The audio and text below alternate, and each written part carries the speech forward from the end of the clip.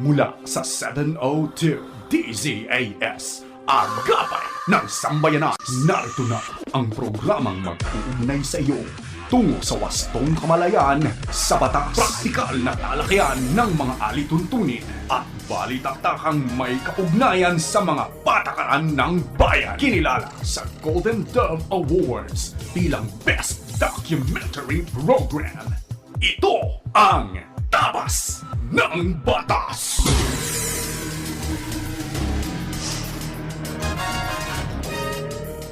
Isang magandang Sabado na umaga sa inyo na nakikinig sa anumang bahagi ng Pilipinas, Luzon, Visayas, Mindanao at sa iba pang bahagi ng mundo.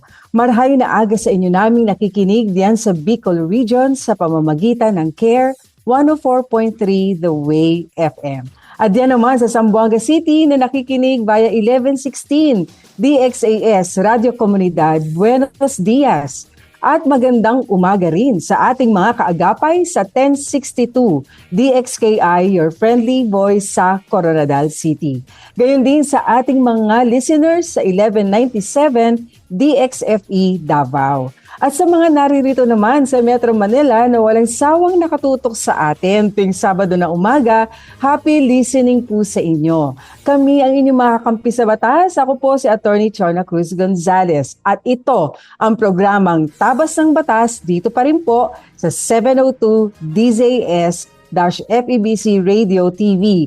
Miyembro po tayo ng KBP o Kabisanan ng mga Broadcaster ng Pilipinas. At alam po ba ninyo na tayo ay napapakinggan at napapanood din sa ating Facebook at YouTube channel ng 702 DZAS FEBC Radio TV. Gayon din sa ating channel 185 sa Signal TV sa pakikipagtulungan ng GCTV.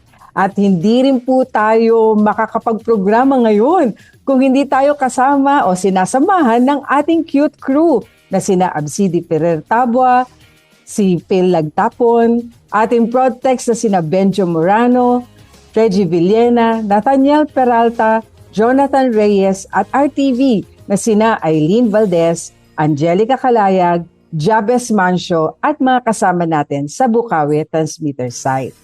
Alam po ninyo, nais namin kayong pasalamatan na ating mga kaagapay sa patuloy pong pagiging partner sa ministry ng FEBC. Sa tulong po ng ating Panginoon at ng inyong walang sawang suporta ay 78 years na po tayong nakakapagbahagi ng tamang balita at mabuting balita ng ating Panginoong Hesus. Sabi nga po natin ay until all have heard. Kahit sa mga nais po na maging bahagi ng ating ministeryong ito, maaari po kayong mag-message sa Facebook page ng 702 DZAS FEBC Radio TV o bisitahin po ang donatenow.febc.ph para sa iba pang detalye.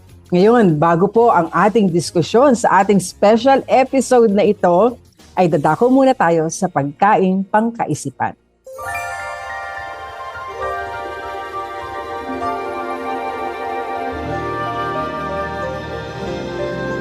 Ito po ay hango sa aklat ng Isaiah chapter 26 verse 3. Binibigyan mo ng lubos na kapayapaan ang mga may matatag na paninindigan at sayo'y nagtitiwala.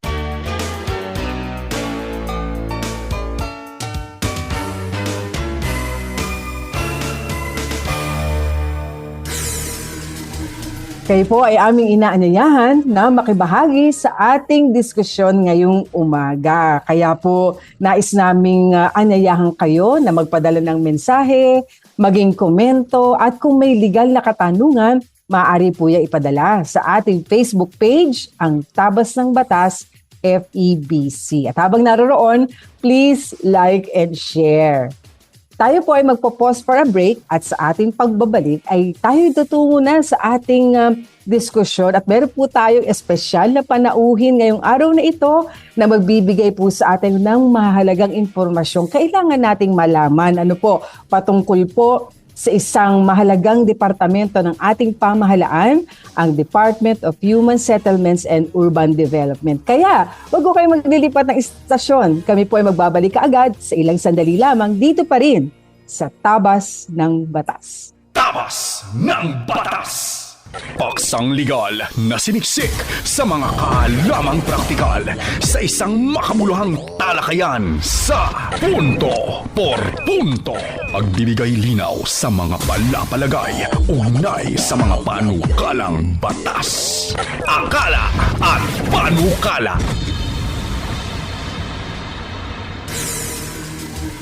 Tayo po ay nagbabalik dito sa ating programang Tabas ng Batas at kagaya po ng ating nabanggit bago tayo nag-break ay meron po tayong espesyal na panahuin ngayong araw na ito at ito po ay pagpapakilala rin sa isang departamento ng ating pamahalaan na may kinalaman sa pabahay at iba pa. Kaya nako, interesting po itong ating pag-uusapan ngayon. Subalit, bago tayo tumungo riyan, nais natin ipakilala ang ating panauhin. Siya po si Attorney Christine Pascual Bello, the Assistant Bureau Director of the Homeowners Association and Community Development Bureau of the Department of Human Settlements and Urban Development. Siya po ay nagsilbi rin bilang Deputy Department Legislative Liaison Officer. Siya po ay napabilang dito sa ating government service in January 2021 as Attorney 4 ng DHSUD, Legal Services Appeals Division. Na-designate po siya as OIC ng HOACDB Policies and Standards Division in 2023. At bago po siya mag-join sa public sector, ay nagkaroon po siya ng malawak na private practice as an associate lawyer at GP Angeles and Associates Law Office. At nag-manage din po siya ng kanyang sariling law office in Caloocan City. She's also a dedicated leader in legal community, an active member. Itong ating kasama ay talagang aktibo po ito, at former director siya ng Integrated Bar of the Philippines, Calmana Chapter. So, Caloocan, Malabon, Navotas Chapter. Attorney Bello, Christine Pascual Bello, holds a Juris Doctor degree from Philippine Christian University and is also a licensed teacher. Not to mention, of course, happily married to Sir Al. At, of course, with 4 children. Kaya po, ito po isang dedicated wife, mother, public servant, and most especially, daughter of the Lord Jesus Christ. Ayan, kaya without further ado, please welcome Attorney Christine Pascual Bello. Good morning, Attorney! Good morning, Attorney Chona. Ako, maraming salamat sa iyong kind introduction. And of course, for giving us this opportunity for the Department of Human Settlements and Urban Development na maibahagi sa inyong mga masugid na tagapakinig. Ano ba yung aming serbisyong pwedeng ibigay sa ating mga mamamayan? Tama, kaya marahil ay hindi pa ganun ka-familiar ang ating mga listeners sa Department of Human Settlements and Urban Development. So, ano ba siya? Ano ang departamentong ito? Ano ang nasasakupan niya? Ano ang mga bagay na maipaglilingkod niya sa ating mga mamamayan by having this department, Attorney? Yes, again, thank you, Attorney Chona. So, quickly lang, nais namin ibahagi. Tama ka, hindi tayo masyadong kilala dahil 2019 lamang, to be exact, ito ay araw ng mga puso, February 14, 2019, nang naisa katuparan itong batas na ito na bumuo sa ating departamento. Actually, itong ating DHSUD, ang tawag na iba, DSUD, DSAD, DSUD, ay pinagsamang dati na ring ahensya ng pamahalaan na may kinalaman sa pabahay. Yan yung Housing and Urban Development and Coordinating Council at yung Housing and Land Use Regulatory Board. So ano ba yung pinagkaiba? Tama yan. At ang opisina niyan ay kitang-kita dahil nandito lang kami sa Elliptical Road, sa katabi lang kami ng Quezon City Hall. Ang naging parang consolidation ng mga functions ng dating mga ahensya na yon, ang planning function ay napunta sa DSUD, at maging ang regulatory function. And While yung ating quasi-judicial, no, parang Oo. para tayong korte dito ng may kinalaman sa pabahay, homeowners association disputes, ay napunta naman sa ating attached agency na tinawag na Human Settlements Adjudication Commission. So basically yun yung ating pagkakaporma, at maibahagi ko lang sa sa inyong tagapakinig na ang ating mandato ay nababatay sa konstitusyon. No, sa Article 13 Section 9, sinasabi lamang doon na ang ating pamahalaan or ang Estado ay dapat na mag-ensure, magsiguro na ang mga homeless, yung mga walang Oo. bahay, at Yes. yung mga underprivileged or yung hindi masyadong pinalad sa buhay, no, masasabi natin, ay mabigyan pa rin ng pamahalaan ng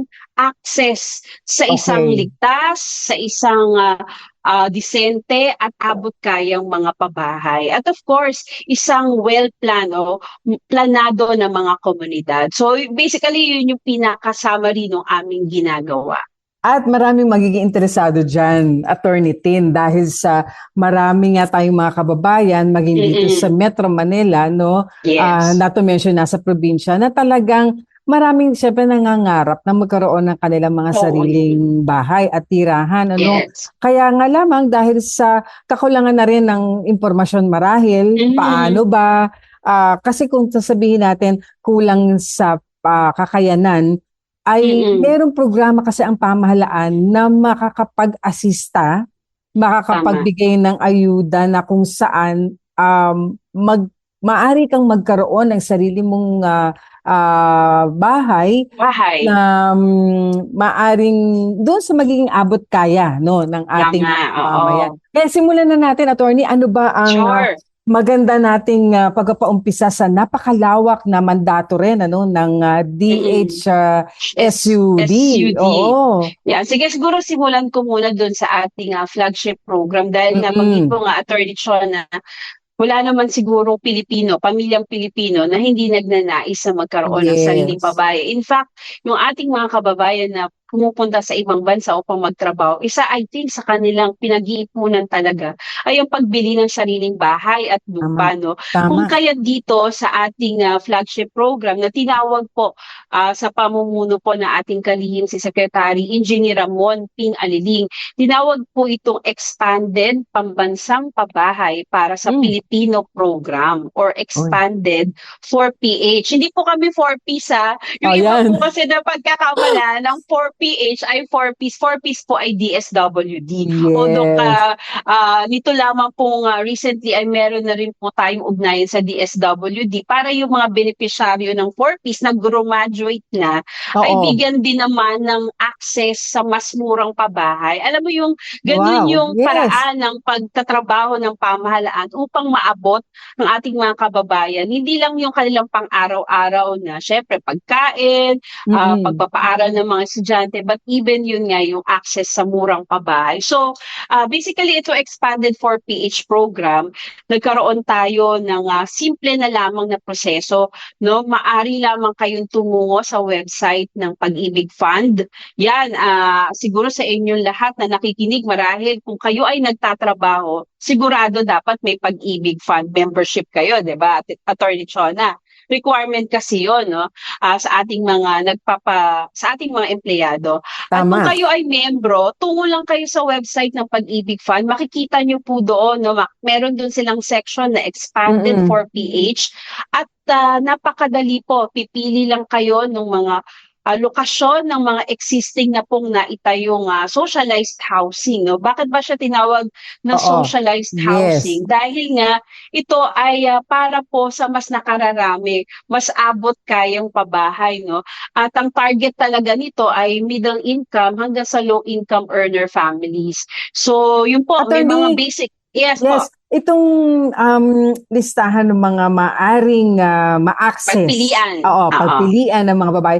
Ayan ay iba-ibang lokasyon na, no? Hindi lang yan Metro Manila. Yes. Meron din yan sa probinsya. Ayan, buong Pilipinas na po ito. So kahit, at ang maganda po dito sa programa, dati kasi parang pinaprioritize natin syempre yung mga walang bahay sa Metro Manila ka. Dapat sa Metro Manila ka lang pumili. Pero ngayon, binigyan daan natin na kung saan mo man gusto na magkaroon ng extrang bahay doon sa mga may mga existing bahay. Pero syempre ang priority po dito ay yung talagang wala pa Wala pong pa. nakatala na Yeah. bahay na nakapangalan po sa kanila. No? First time homeowner po yung ating pina-prioritize dito. Although sinasabi nga po natin sa issue at Pag-ibig Fund na open naman po sa lahat basta kayo ay pumasok sa requirements. Sa kumpletong requirements Ayan. ay makikita nyo po sa website po ng Pag-ibig Fund. Okay. Mm. Attorney, ano ba yung website na yon para na rin sa kaalaman ng Yes. ating mga listeners? Oo, Ayan. ito yung www.pagibigfund.gov.ph. So, Ayan. yan po, Okay. pumunta lang kayo dyan. Yes. Maaari rin po kayong kumuha ng detalye sa amin pong website sa www.dhsud.gov.ph. Meron din po kami doon sa aming website na section on expanded for PH. At may dagdag ko lang, Yes. Attorney Chona, no? Oo. Bukod doon sa parang bagong mga gawang bahay, alam mo ba itong expanded for PH ay nagkaroon na rin tayo ng tinatawag na Enhanced Community Mortgage Program. Ito Mm. kasi ay matagal na programa din ng pamahalaan, no? Sa pamumuno ito ng Social Housing Finance Yes. Corporation. Isa rin itong attached key shelter agency ng DHSUD at ang kanilang pakay dito sa Community Mortgage Program ay halimbawa ang isang komunidad na meron na Mm. silang kinakatirikan lupa na nais nilang bilhin doon sa Mm. pribadong may-ari, ay pwede silang mag-organisa as homeowners association at sila ay bibigyan ng loan facility or pwedeng mangutang para sa pambayad doon sa nasabing lupa. Nang sa gayon, after nila itong ma-fully paid, ay maaari na nilang makakuha na sila ng kanya-kanyang mga titulo. So, pag po kayo ay Ayan. bumisita sa ating mga website, sa ating Facebook page, marami Mm. po tayong existing na awarding ng under the Enhanced Community Mortgage Program. Kaya siya community Ah. mortgage. Ibig sabihin, sama-sama kayong kukuha ng certain amount para ipambili. At sama-sama nyo rin dapat bayaran yon syempre, sa Oo, social siyempre. housing. Oo, oo. Ang galing ng Yon. programa ng pamahalaan din at matagal na rin naman itong Mm. nadidinig na natin, Oo, ano? In fact, tama. there was an office before, no, na patungkol dito sa community mortgage program na Yes. to. And ito ipagbibigay pa rin ano ng oportunidad sa ating mga Oportunidad. kababayan na yung property na baka mamaya gusto nga nilang mabili pero dahil nga sa kakulangan, kakapusan nila sa financial Mhm. ikanga, Yes. maaari naman na maka-avail ng pautang Yes. mula sa pamahalaan para mabili yung property na yun. And of course, syempre, kailangan din naman ng masusing pagtalima sa obligasyon na magbayad naman sa Oo, tama pamahalaan po. para Yes. naman makapag-extend din ng loan dun sa iba Correct. pa.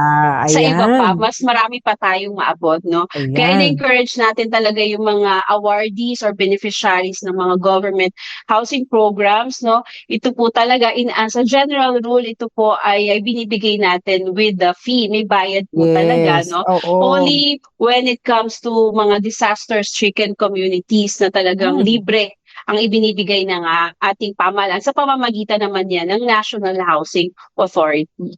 So, attorney, maganda yung nabanggit mo ngayon, calamity stricken. Kasi Yes. hindi kaila sa atin, na nito lamang nakaraang mga linggo ay nagkaroon ng isang very devastating Lakas. earthquake, sa Lindol. General Santos, oo, at mga karatig lugar, at Totoo. talagang maraming kabahayan, struktura ang talagang nawasak. So, attorney, siguro doon muna tayo tumungo. Ano Yes. ba ang maaring tulong na makuha ng ating mga kababayan lalo sa mga calamity-stricken areas na ito? Kasi ang hirap magsimula, hindi ba? Totoo. Dahil sa naipundar mo na yung bahay mo, yung maaring may tindahan ka man lang doon, may meron. structure, meron ka nang naipundar all these years, tapos biglang nawala. So, paano Wala. magsimula ulit at anong tulong ang pwedeng ibigay ng ating ahensya para dito? Sige, ganito, Attorney Chona. So, ang maganda dito, no, sa ating mandato, no, meron tayo katuwang ang National Housing Authority, tayo ay binigyan ng kaukulang pondo para sa tinatawag na emergency shelter intervention. So ito yung parang agarang halaga na pwedeng maipaabot sa mga pamilya na talagang na-validate po ito ng Yes. LGU, na talaga po ang kanilang mga tahanan ay either totally damaged or partially damaged. So nagba-vary po yung halaga na maaring maibigay po sa inyo ng pamahalaan through the National Housing Authority, Yes. doon, no, para makatulong kahit paano makapag-rebuild. At alam mo Oo, ba, Attorney yes. Chona, isa rin sa nagiging katuwang natin ang mga non-governmental organizations. Nandiyan ng Oh. International Organization for Migration, yung under United Nations IOM. Nagbibigay sila ng tinatawag na shelter grade tarpaulins. Alam mo yung parang mga lona na pwedeng pansamantalang Tents, pang-cover. Tent, yes, yan. yes, Pero yes. ang tawag nila doon ay shelter grade, meaning supisyente yung kanyang tibay para kung umulan man o umaraw ay medyo mas konbinyente ng kahit papano, no? At meron din tayong pinamigay na shelter repair kits, no? Kasi yung iba namang tahanan na partially damaged, pwedeng pokpok lang ng konti sa mga dingding o bubong, ay nagpo-provide din tayo. Alam mo ba, there was a time na kung naalala mo din yung malakas na pagsabog naman ng Taal, no? Bulkang Taal, no? Yes. Marami ding naapektuhan doon, no? At tayo din ay nakasama doon sa isang pagbibigay ng mga, alam mo yung mga kahoy, yung mga mga gamit bubong, nila. mga gamit na para sa pagbuo ng bahay, no? Kahit papaano yun, makikita mo talaga na agaran din yun na ibibigay na assistance na ating pamahalaan. Alam mo, marami ang hindi na nakakapagbigay pansin, ano, sa ganoong uri ng serbisyo meron ang DHSUD, no? Kasi hindi natin nare-realize na meron palang ganoong pagtulong, lalo na sa mga panahon ng kalamidad. At thank you very much for sharing that, Attorney Tin, kasi mahalagang malaman niya ng mga kababayan natin ngayon. At ang ating programa ay nakakaabot din sa ating mga through our provincial stations. So, thank you for sharing that, Attorney. No? So, ano ang gagawin ng ating mga kababayan nasa mga lugar na ganito, calamity-stricken areas? Paano sila makakakuha ng impormasyon patungkol dun sa let's say, pag-apply ba nila para mabigyan sila ng much needed assistance to rebuild, no? Yung kanilang bahay, yung kanilang tinutuluyan.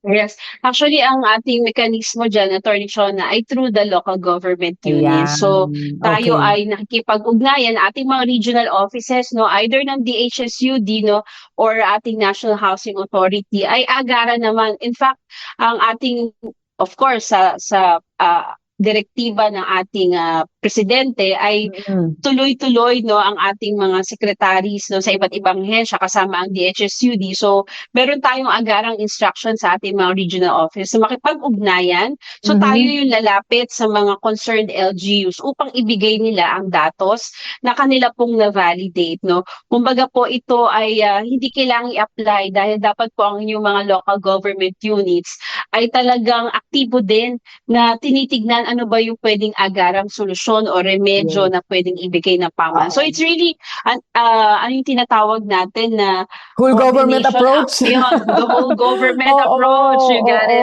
So yun po yung ating talagang tinatahak dito sa pamimigay po ng ating mga ayuda, no, na tinatawag po pagdating po ng kalamidad.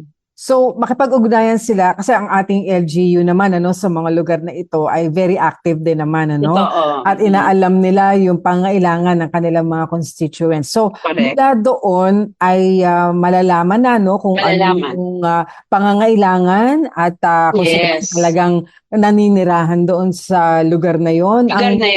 LGU ang makakapag-certify, no? And marahil sa mga darating na araw, ano, ay magkakaroon din ng pagkakataon ng iba't ibang ahensya din ng pamahalaan natin na tumungo, ano, doon sa mga lugar na to, lalo na yung mga regional offices nga, maging ng DHSUD, para alamin, ano, mula sa LGU, sino ba yung kailangan tulungan. Kasi sa ngayon na nakikita natin ay ang kagyat na pumupunta dito sa mga lugar na ito ay of course ang DSWD. DSWD, Oo, yan. nandyan din ang DILG, DOH, no? DOH, yan. Para Oo. malaman naman yung kagiyak na pangailangan doon sa kanilang Kalusugan. kalusugan, well-being nila, no? At mula roon, doon na tayo sa pag-rebuild na phase. I Tama. believe, ay naroroon naman na iba pang mga ahensya para tumulong sa pagsisimulang muli ng ating mga kababayan. Ngayon, Attorney, merong tayong mga konsiderasyon na sa pamahalaan patungkol sa disaster risk reduction. Andyan din yung, alam mo na, ito na naman tayo sa panahon ng tag-ulan. Oo nga, ito na yung rainy season na to at pagbaha. Yes, at kinukonsidera na sa paglilikha ng mga polisiya natin yung patungkol sa climate change, hindi ba? Yes. Yung tungkol sa environment. So, meron ding programa ba ang pamahalaan through your department dito sa mga paano ba pagsasaayos ng, di ba, land use? Yes. Dito sa environmental concerns natin sa bawat lugar. So, can you please give us information about this then? Sige, Attorney Chona. So meron kaming actually bureau dito sa DHSUD, yung Environmental Land Use and Planning and Development na bureau, no. Tumutulong sila sa ating mga lokal na pamahalaan paano gumawa ng tinatawag na comprehensive land use plan. At ang kainaman nitong comprehensive land use plan ay bibigyan niya ng gabay yung lokal na pamahalaan, no, para sa maayos na pamamahala at paggamit ng kalupaan at mga resources nito so that magiging ligtas, no?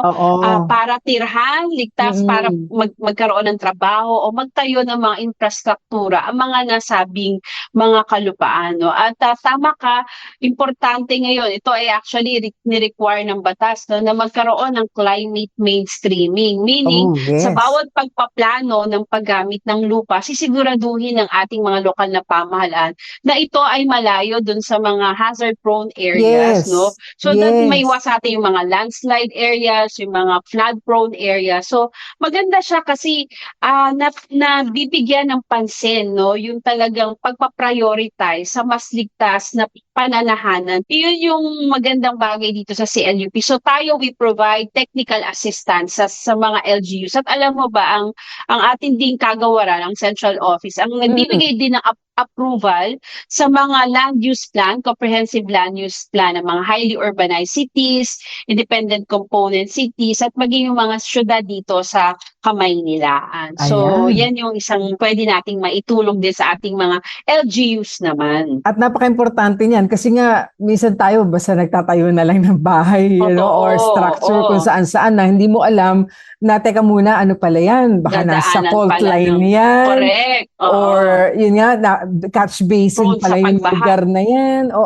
So napakahalaga. Ngayon, Attorney, gusto natin bigyan ng pansin naman. Ito'y patungkol sa housing protection service. Kasi meron tayong mga kababayan na naaalok sila, no, na bumili sila ng condominium, unit or house and lot, ano ba ang pwede natin maging gabay? Kasi marami rin tayong natatanggap ng mga katanungan patungkol riyan na nakapag-down payment na, hindi natapos ng developer, hindi na i-turn over ng condo developer. So, Attorney, ano ba ang basic na dapat na malaman natin patungkol sa mga dito para maproteksyon na naman ang ating mga mamimili nung kanilang inaasahan na matitirhan man lang nila?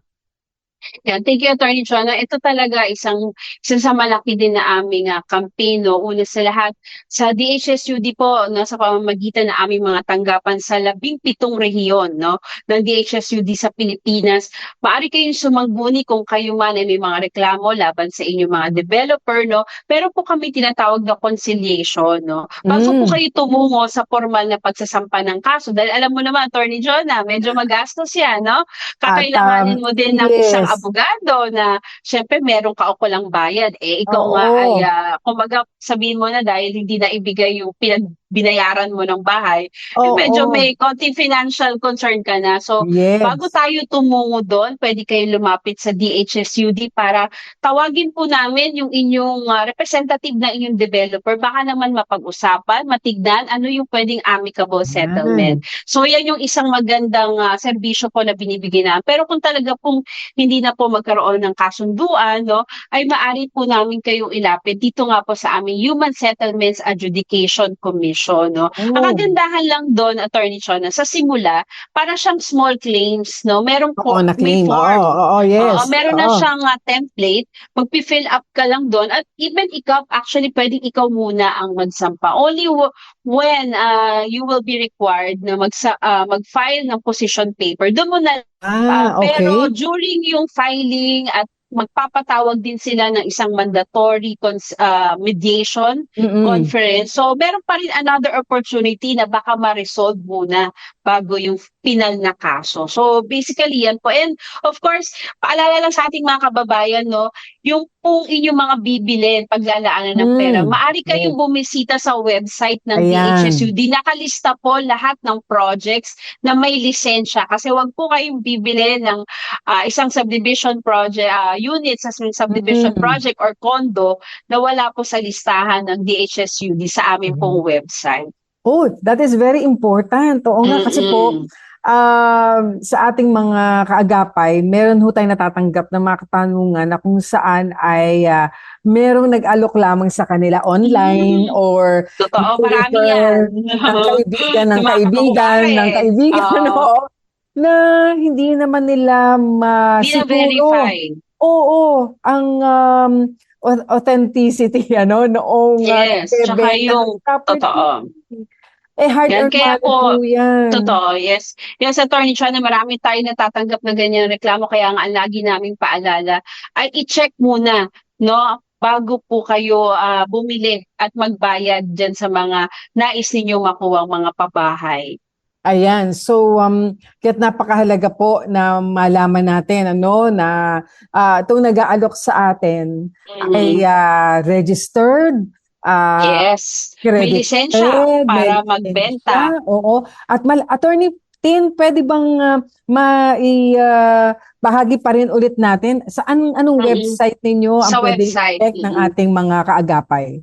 Napakadali lang po. Yung aming pong pangalan din, www.dhsud.gov.ph. Hanapin nyo lamang po doon kahit sa search box yung list of registered or projects with license to sell. Hanapin nyo po, naka-alphabetical and by region po iyon. So, madali pong mahahanap. By region ng mga projects na amin pong nasuri. Ayun kasing kagandahan, no? Kapag may lisensya, ibig sabihin ito ay sinuri na aming mga technical people, mga engineer, architect, na talagang sumunod po sa National Building Code, yung mga pinatayong mga bahay o subdivision na yan. Ayan. So, tandaan po, kung hindi nyo po kaagad nakuha, pwede nyo balikan, itong ating programa mamaya. DHSUD.gov.ph. Ayan, binigay na ni Attorney Tin. Kasi napaka-importante na sigurado po yung ating binibiling property, dahil sa, yun nga, nabanggit natin, hard-earned money yan, hindi mo naman basta pwedeng pakawalan na lamang yan, tapos hindi ko siguro, or rather, hindi sigurado yung ating binibiling property. Ngayon, Attorney, may isa pang concern, na natatanggap tayo mula sa ating kaagapay, patungkol naman sa homeowners association, at meron pang isang nagbigay sa atin ng katanungan na kung saan ay sila ay nakabili ng property sa isang subdivision, hindi pa sila nakakapag-umpisa ng pagpapatayo ng kanilang bahay. Pero ang homeowners association ng subdivision na yun, sinisingil na sila ng association dues. So, yung mga ganyang concern at issue, Attorney Tin, so ano ba ang maaari nating maibahagi sa ating mga kaagapay patungkol sa homeowners association na regulation or mga rules na pwedeng ma-inform yung ating mga listeners patungkol dito sa issue na to? Ayan, sige, Attorney Chona, yan kasi ang talagang bureau kung saan ako naka-assign, yung Ayan. HOA CDB, no, Homeowners Association. Nais lang natin ipaalam sa ating mga kababayan, yung sa katanungan na yun, talagang kung ikaw ay nakabili, no, ang pagiging miyembro kasi sa asosasyon ay pwedeng, generally it's voluntary, no, pero kung Mm. sa inyong mga kontrata ng pagbili o sa titulo ng inyong nabiling property ay nakalagay doon na compulsory ang membership. Talaga Ayan. kung kahit kayo ay lupa pa lang, hindi pa kayo tumitira. Minsan bumili Mm. ng bahay at lupa pero hindi pa naman Yes. tinitirhan. Yes. Nagkakaroon po ng compulsory membership. At dahil po kayo ay isang automatic or compulsory na member, ay talaga po nagsisimula ang obligasyon na magbayad po ng anumang nakatala din naman na association Mm. dues sa mga bylaws ng nasabing association. Nais ko lang ito i-refer kayo dun sa aming pong 2024 Revised Implementing Rules and Mm. Regulations. Yes. Yes. Nagbibigay tayo ng impormasyon through orientation sa mga homeowners association. Tawagan nyo lamang po kami sa amin pong, syempre sa amin pong mga telepono na makikita nyo po sa website namin, or pwede kayong mag-email po dito po sa info@disud.gov.ph. Again, Yan. Attorney Tin, yan ay info at At disud hsud.gov.ph. sa mga Maliwanag po ba? nais na malaman pa, no, in detail ang Oo, mga yes. obligasyon at mga karapatan, Karapatan, oo, yes. dito At sa Homeowners tungkulin ng Association. At ating mga tungkulin, HOA. yes. Yes, Pwede ko yes. bang samantalahin itong pagkakataon na Yes, to, Attorney please, Chona? Attorney Tin, Meron yes. tayong importanteng anunsyo sa lahat po ng mga homeowners associations na nakarehistro pa po originally sa Securities and Exchange Mm. Commission or kaya Home Insurance Guarantee Commission or HIGC. No, kayo po ay aming pinapaalalahanan na hanggang December 18, 2026 na lamang po ang ating panahon para magre-register dito po sa DHSUD. Bakit mahalagang magre-register? Kayo po ay magkakaroon po ng tinatawag na personalidad, no, bilang isang asosasyon at maa-avail niyo po ang mga serbisyo po na binibigay po ng ating kagawaran para po sa mga organisado at rehistradong asosasyon. Ayan, so please be informed. Ayan, kasi meron Yes. palang ganyan Deadline. ngayong deadline, ano, na kailangan na tayo ay makasunod para naman na maging smooth, ano, yung pagkapatakbo Yes. ng ating mga homeowners association. At maganda yung binanggit mo kanina, Attorney Tin, dahil sa kakulangan na rin ng ating oras para pag-usapan ang lahat patungkol sa homeowners association rights, obligation, duties, ay maaari pala, no, na mag-imbita ang mga organized na mga homeowners association sa inyong tanggapan para Yes. merong magtungo doon sa kanilang Opo. mga subdivisions para makapagpaliwanag rin ng mas Tama po. detalyado ano ang Correct. mga kailangan nilang malaman, ano, attorney. So again, meron pong deadline ho para sa mga homeowners association. December 18. Ayan, so wag na po nating hintayin yung December 17. Huwag na po, please, Oo, para po hindi po humaba ang pila. Yes, At dalawa yan, Attorney Chon, na meron din tayo amendment ng bylaws ng lahat ng registered associations. So sa mga karagdagan detalye, punta lang po kayo sa aming official Facebook page at disud.gov.ph. Ayan, so bahagi ng ating pagbibigay serbisyo, no, sa ating mga kaagapay ang mga ganito pong tatampak ng ating mga departamento, at salamat po sa pagpapaunlak ng ating napakahusay na membro po ng team, ano, ng DHSUD, si Attorney Christine Pascual Bello. Pinaunlakan po niya tayo ngayong umaga para magkaroon po tayo ng mahalagang impormasyon patungkol sa mandato, sa serbisyo na naibibigay po ng departamentong ito, ano. At 2019 lang siya talagang nabuo, pero nakita na natin ang lawak, ano, ng mandate ng kanyang organization, ng service na pwede po ibigay sa atin ng departamento na ito. So sa panghuli, Attorney Tin, ano pa ang maaari nating maibahagi sa ating mga kaagapay sa pagtatapos ng ating diskusyon na ito? Kami sa maraming salamat, Attorney Chona Gonzales, at sa buong team ng Tabas ng Batas, no? Ang aming pong tanggapan ay bukas po sa inyong mga concerns patungkol po sa pabahay, sa homeowners associations, sa mga land use plan, and even po sa ilang mga assistance sa ating informal settler families. So makikita niyo po ang ating direktoryo sa aming pong website sa Ayan. www.tisudgov.ph. So marami pong salamat at Maraming salamat at our regards bless. sa inyong pamilya dyan sa Salamat po. DHSUD, sa iyong personal family, of course, sa inyong Pascual Bello family. At talagang kami ay nagpapasalamat sa Tabas ng Batas na kami ay nagkaroon ng pagkakataon na maimbita kayo, Attorney Tin, para sa napakahalagang topic na ito patungkol sa Department of Human Settlements and Urban Development. Tayo po ay Thank magpa-pause for a break at sa ating pagbabalik, tayo tutungo sa ating blockbuster segment, ang Payo de Asunto. Kaya't huwag po tayo maglilipat ng istasyon. Kami po ay magbabalik agad sa ilang sandali lamang dito pa rin sa Tabas ng Batas. Tabas ng Batas! Mga kasong bibigyang pansin at mga katanungang sasagutin, yan ang tututukan at gagabayan ng Payo de Asunto.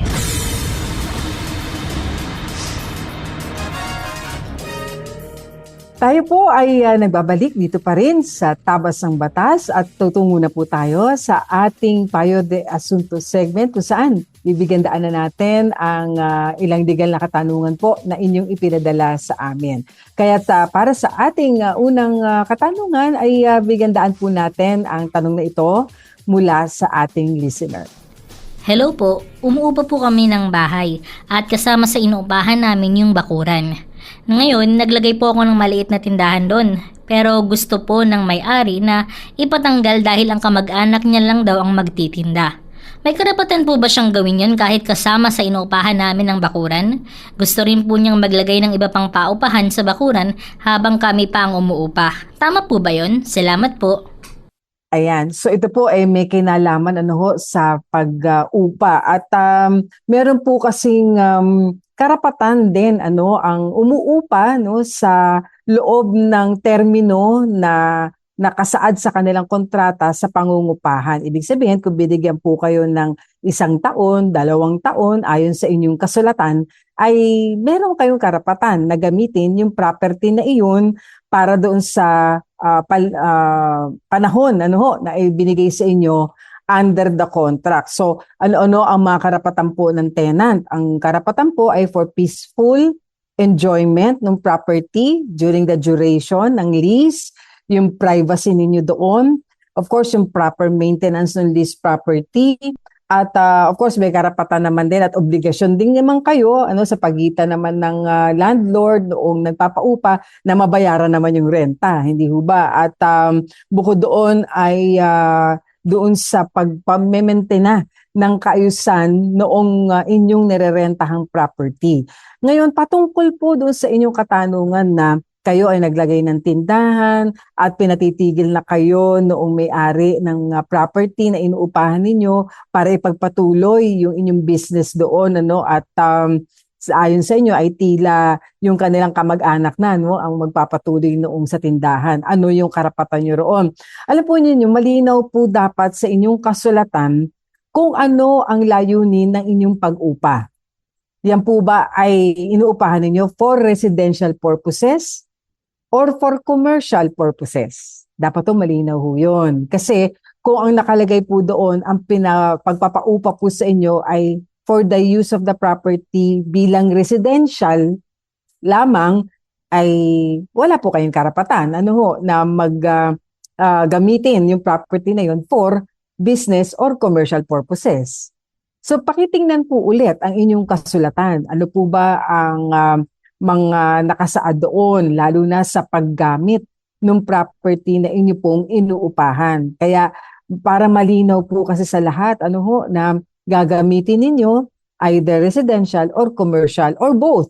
Depende po sa usapan. Kaya kung inyo pong bibigyan ng pansin yung kasulatan na napakahalaga po sa mga paupahan, ay para malinaw both sides sa nagpapaupa at doon naman sa umuupa, ano ang mga rights, obligations, duties ng bawat isa po dito sa sitwasyon na ito. Kaya please check your contract and make sure na yung purpose ng inyong pag-upa ay malinaw sa pagitan ninyong dalawa. Kaya kung sakaling wala palang nakalagay na yan ay for business or commercial purposes, talagang dapat po ay for residential use lang yan. Ngayon, kung gusto nyo baguhin yung terms ng contract at payag naman po yung nagpapaupa, then create another contract na nakasaad na doon na gagamitin nyo yung property for residential and commercial use. Kasi po, nababago din po ang rate ng renta kapag po ginagamit nyo yung property for commercial use. Ayan, so nawa po ay malinaw yung ating pong pagtugon dyan sa katanungan na yan. Kaya dadako na tayo sa isa pang katanungan mula sa ating listener. Good morning po sa magigiting na attorney. Ask ko lang po, ganun po ba talaga na matagal ang proseso kapag sa public court po tayo nagsampa ng kaso? Salamat po. Ayan, so ito naman po ay may kinalaman sa proseso ng paghahabla o pagsasampa ng kaso sa korte.